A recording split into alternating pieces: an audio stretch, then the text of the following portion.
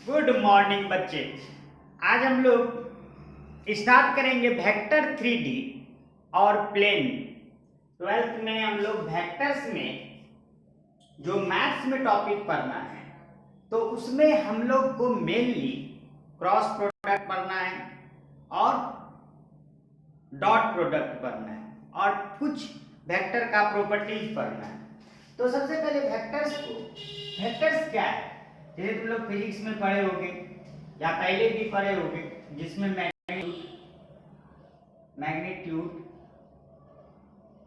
और डायरेक्शन होता है। मैग्नीट्यूड और डायरेक्शन होता है, उसको क्या कहते हैं? वेक्टर क्वांटिटीज कहते हैं। मैग्नीट्यूड का मतलब होता है वैल्यू। मैग्नीट्यूड का मतलब क्या होता है? वैल्यू, कि क्या उसका वैल्यू है। और किसी भी वेक्टर क्वांटिटी को जो रिप्रेजेंट किया जाता है, जैसे अगर ए वेक्टर तो इस पे एरो दिया जाता है, जैसे कि बीसी वेक्टर इस पे एरो दिया जाता है, एमएन वेक्टर इस पे एरो दिया जाता है, सिर्फ मान लो वाई वेक्टर इस पे एरो दिया जाता है। जो एरो हेड होता है वो वेक्टर के डायरेक्शन को बताता है।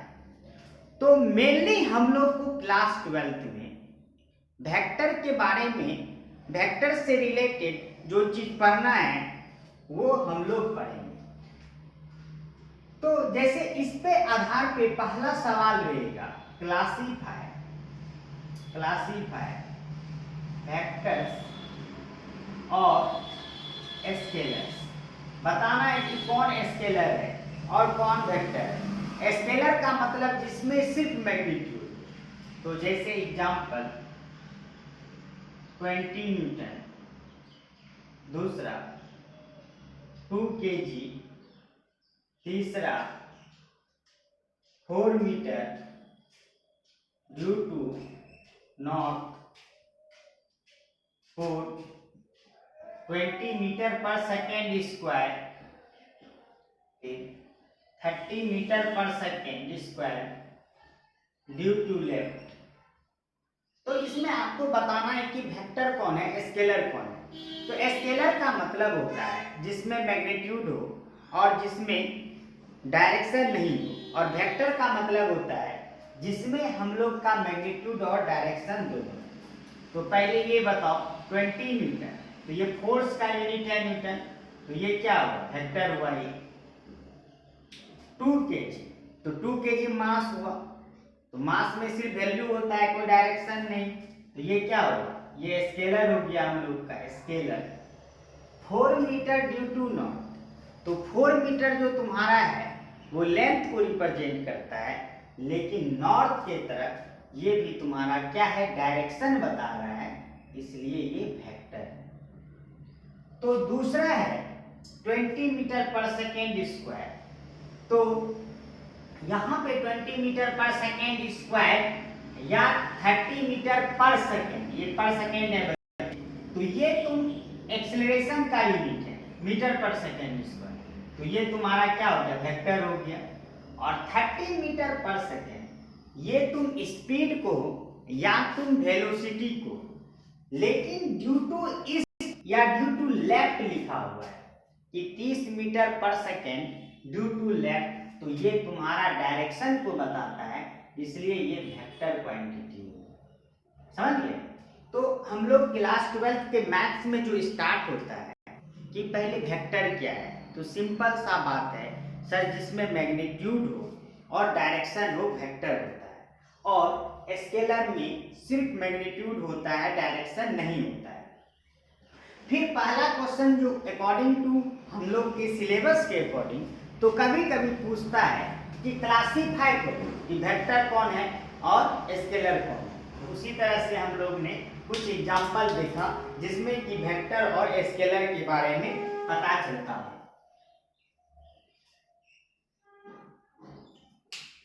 अब देखो तुम्हारा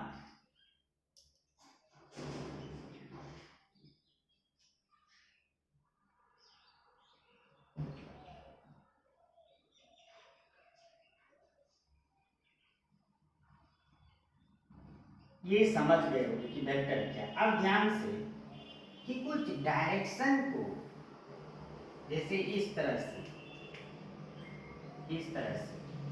ऊपर होता है नॉर्थ, नीचे होता है साउथ, इधर होता है ईस्ट और इधर होता है वेस्ट, मतलब नॉर्थ साउथ ईस्ट वेस्ट। तो और यदि इसके बीच एकदम मिडिल में बोलेंगे तो मिडिल में मतलब 45 डिग्री, तो इसको ये नॉर्थ ईस्ट के बीच में आ रहा है तो नॉर्थ ईस्ट। जैसे इसके बीच में साउथ ईस्ट, नॉर्थ वेस्ट के बीच में वेस्ट नॉर्थ, वेस्ट साउथ के बीच में वेस्ट साउथ, ठीक ना। तो ये हम लोग का डायरेक्शन भी कभी कभी काम में आएगा, तुम लोग इसको भी नोट कर सकते हो। तो अब सबसे सिंपल वेक्टर समझना मैथ्स में बहुत ही आसान है। तुम वेक्टर 3D, अगर तुम वेक्टर समझ जाते हो तो तुम्हारा 3D कंप्लीट है, प्लेन कंप्लीट अच्छे से होगा। विदाउट वेक्टर ना तो 3 डायमेंशनल समझ में आएगा, ना तो प्लेन चैप्टर समझ में आएगा। तो वेक्टर 3D प्लेन को समझने से पहले वेक्टर का हर एक पॉइंट हम लोग समझ लेते हैं।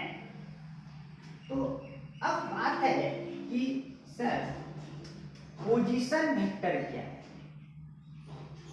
पोजीशन वेक्टर, ध्यान से सुनिएगा, पोजीशन वेक्टर क्या है। पोजीशन पीवी, पोजीशन वेक्टर क्या है, ठीक है। मान लो कि एक तुम 2 डायमेंशनल चीज बनाते हो, 2 डायमेंशनल डायग्राम बनाते हो। ये x होता है, ये y होता है, ये x डैश होता है, ये y डैश होता है ना। और यदि एक पॉइंट कोऑर्डिनेट लेते हो, एक पॉइंट हम लेते हैं कोऑर्डिनेट, लेते हैं यहाँ एक पॉइंट P लेते हैं जिसका कोऑर्डिनेट x और y मानते हैं, और यहाँ ओरिजिन से लेते हैं OP। तो अगर इस तरह से डायरेक्शन बना दोगे तो OP भी एक तरह का क्या है, वेक्टर है। तो इसी वेक्टर को जो ओरिजिन से किसी पॉइंट पे होता है हम लोग पोजीशन वेक्टर कहते हैं। क्या कहते हैं, पोजीशन वेक्टर, जिसको नॉर्मली वेक्टर R से डिनोट किया जाता है। तो सिंपल ये पोजीशन वेक्टर को हम लोग, चूंकि 2D x y, x axis y axis है, तो x एक्सिस के साथ वेक्टर I इन्वॉल्व रहेगा और y एक्सिस के साथ वेक्टर j रहेगा। तो ये xi plus yj plus zk, अगर 3D रहेगा तब zk, 2D में हम लोग xi प्लस yj लेंगे। फिर अगर मान लो 3D में लेंगे, 3D में हम लोग का क्या होगा कि 3 हम लोग का आ जाएगा। 3D में हम लोग इस तरह से 3 डायमेंशनल लेंगे तो हम लोग का क्या होगा, 3 एक्सिस आ जाएगा, ये x y और z। तो x में मान लो वेक्टर i, इसमें वेक्टर j और इसमें वेक्टर j। तो कोई भी पोजीशन वेक्टर लेंगे तो वो xi plus yj plus z। तो एक बात आप लोग सीख लीजिए कि ये पोजीशन वेक्टर का मैथ्स में कुछ खास यूज नहीं है। हम अपने भाषा के लैंग्वेज में हम तुमको डायरेक्ट बता सकते हैं कि x एक्सिस वाले में i होगा, जो उसका कंपोनेंट ऑफ ए वेक्टर जिसको कहते हैं x y z ही करते हैं। x एक्सिस में i लगा देंगे, y एक्सिस में j और z एक्सिस में k। मतलब किसी भी वेक्टर को, जैसे एग्जांपल तुम वेक्टर a को लिख रहे हो तो ये क्या हुआ, पोजीशन वेक्टर हुआ 2i plus 3j plus 4k, है ना। इस तरह का हम लोग का देखो, एक में i j और k, जरूरी नहीं कि तीनों का तीनों इन्वॉल्व हो सकता है, सिर्फ vector b equal to 5j ही रहे, ये भी वेक्टर हो, क्योंकि इसमें i और k का कोफिशिएंट 0। तो पोजीशन वेक्टर में बच्चे, तो x के साथ i, y के साथ j और z के साथ k होगा। चलिए, ये समझ में आ गया। हम फिर से एक बात को रिपीट करना चाहते हैं आप लोग से कि मैथ्स का वेक्टर बहुत ही आसान है। मैथ्स के वेक्टर में वो फिजिक्स वाला झमेला नहीं है। तो कैसे करेंगे? तो हम लोग का पहला टॉपिक मान लो यहां से स्टार्ट होता है। मैं ध्यान से सुनोगे। यूनिट वेक्टर, यूनिट वेक्टर क्या है? तो यूनिट वेक्टर उस वेक्टर को कहते हैं बच्चे जिसका मैग्नीट्यूड 1 होता है। Those vector, those vector, those vector which magnitude is 1। एक ऐसा वेक्टर जिसका मैग्नीट्यूड 1 है उसको हम लोग यूनिट वेक्टर कहते हैं। और यूनिट वेक्टर को नॉर्मली जैसे मान लो कोई भी यूनिट वेक्टर n लेते हैं, इसको n कैप से डिनोट किया जाता है। यूनिट वेक्टर को क्या कैप से करते हैं? उसमें कैप लगाते हैं किसी भी वेक्टर में जिसका मैग्नीट्यूड 1 होता है। तो उससे पहले हम लोग एक चीज समझते हैं, मैग्नीट्यूड ऑफ अ वेक्टर क्या है? मैग्नीट्यूड ऑफ वेक्टर क्या है? जैसे तुम्हारा वेक्टर ए है, एग्जांपल नंबर 1 वेक्टर ए है, मान लो 2i plus 3j plus 10k। तो मैग्नीट्यूड को इस तरह से डिनोट किया है मॉडुलस के तरह। इसी को मैग्नीट्यूड ऑफ ए वेक्टर बोलो या मॉड ऑफ ए वेक्टर बोलो, बात तुम्हारा दोनों का सेम है। तो बच्चे मैग्नीट्यूड जो इसका निकालेंगे, किसी वेक्टर का मैग्नीट्यूड रूट अंडर 2 का स्क्वायर प्लस 3 का स्क्वायर प्लस 10 का स्क्वायर, 2 का स्क्वायर 4, 3 का स्क्वायर 9, 10 का स्क्वायर 100, तो 9 4 13 और 113, यही तुम्हारा मैग्नीट्यूड ऑफ ए वेक्टर है। तो नोट करने के लिए फॉर्मूला नोट करने के लिए, जैसे if vector A equal to X I plus Y J plus Z K रहता है, तो इसका मैग्नीट्यूड तुम्हारा root under X square plus Y square plus Z square होगा। ये इसका मैग्नीट्यूड हम लोग का root under X square plus Y square plus Z square होगा। तुम दूसरे शब्दों में इसको कह सकते हो कि आई के कोफिशिएंट मतलब x है तो उसका स्क्वायर, j का कोफिशिएंट y है तो y का स्क्वायर, और फिर k का कोफिशिएंट z है तो z का स्क्वायर। यहां तक हम लोग का ये मैग्नीट्यूड ऑफ ए वेक्टर हो। ये हम लोग का मैग्नीट्यूड ऑफ ए वेक्टर समझने के लिए कुछ भी वेक्टर मेरे i का जो कोफिशिएंट है उसका स्क्वायर प्लस j का कोफिशिएंट है उसका स्क्वायर प्लस k का कोफिशिएंट है तो उसका स्क्वायर, ये और उस पे तो उसको हम लोग कहते हैं मैग्नीट्यूड ऑफ ए वेक्टर। समझ गए होगे तुम लोग? मैग्नीट्यूड ऑफ ए वेक्टर को नोट कर लो कि मैग्नीट्यूड ऑफ ए वेक्टर हम लोग का ये होता है। फिर हम लोग आगे यूनिट ऑफ वेक्टर के बारे में पढ़ेंगे, यूनिट वेक्टर के बारे में पढ़ेंगे।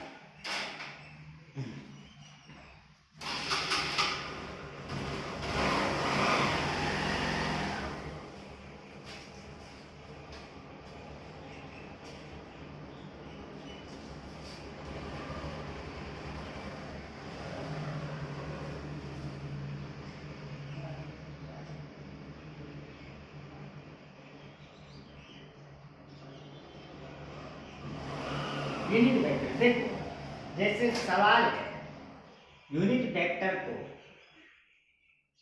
यूनिट वेक्टर तो अगर मान लो वेक्टर n है तो उसका यूनिट वेक्टर उस पे टोपी बना देंगे।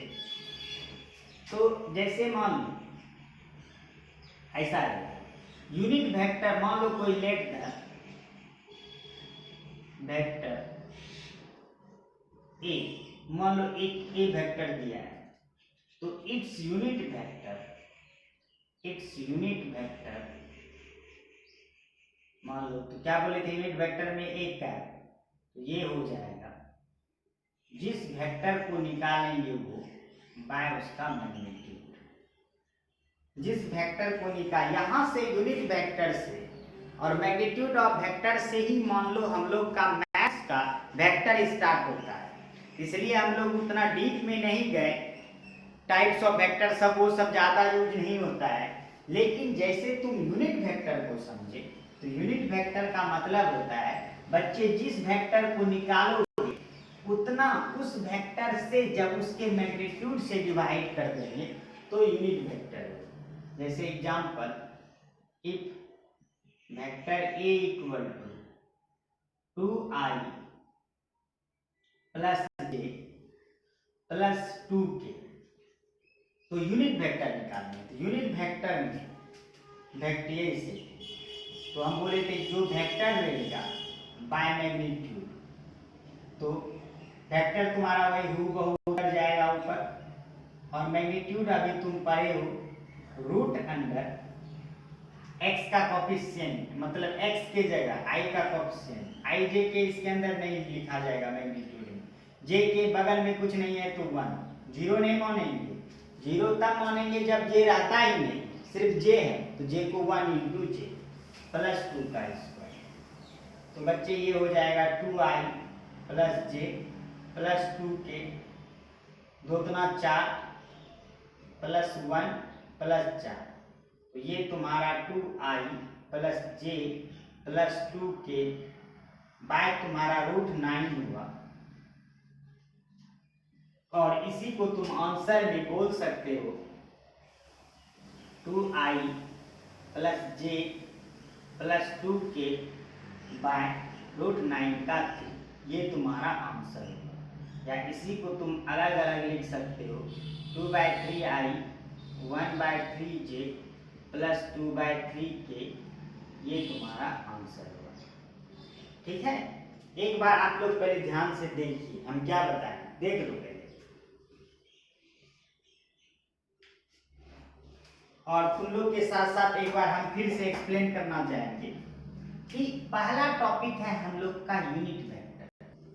तो यूनिट वेक्टर का मतलब होता है जो भी वेक्टर दिया रहेगा उसी वेक्टर के मैग्नीट्यूड से डिवाइड कर दो। अगर वेक्टर ए है तो वेक्टर ए के मैग्नीट्यूड से डिवाइड कर दो।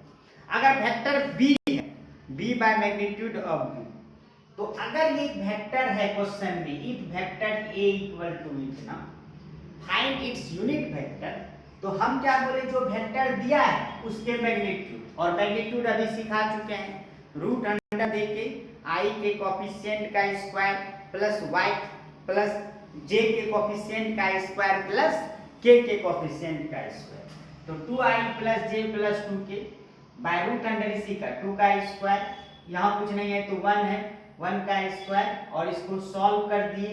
और जब इसको तुम अलग अलग भी कर सकते हो तो तुम्हारा ये यूनिट।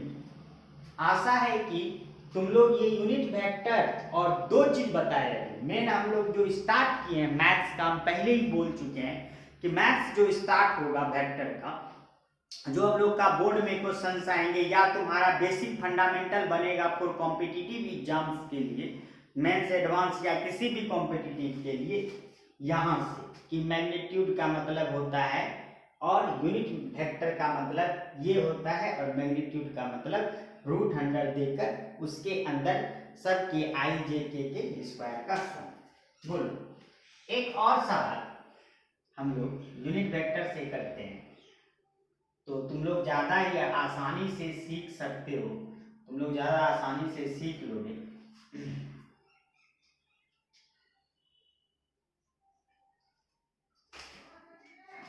फाइंड द, ऊपर में क्वेश्चन आप लोग मेरे साथ साथ लिख सकते हैं, find the magnitude and unit vector of given vector.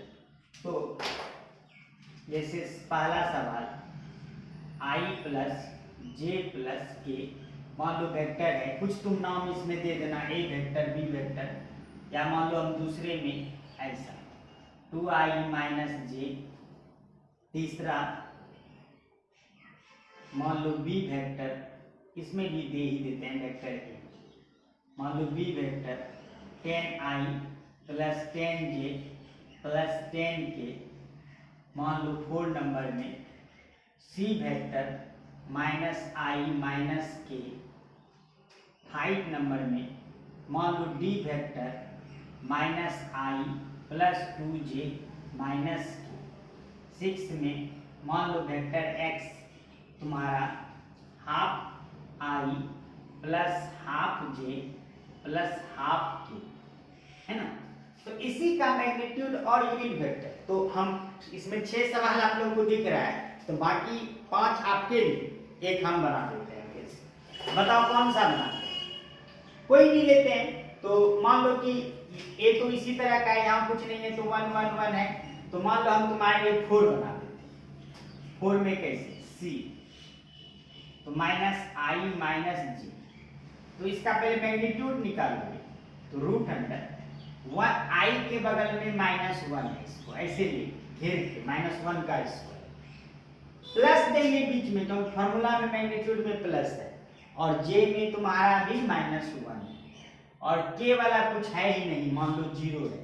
यहाँ पे एक बात नोटिस करना, आई में माइनस था और जे में माइनस है, तो हम लोग हमेशा माइनस के साथ ब्रैकेट में लेंगे, माइनस के साथ, और बीच में प्लस देंगे।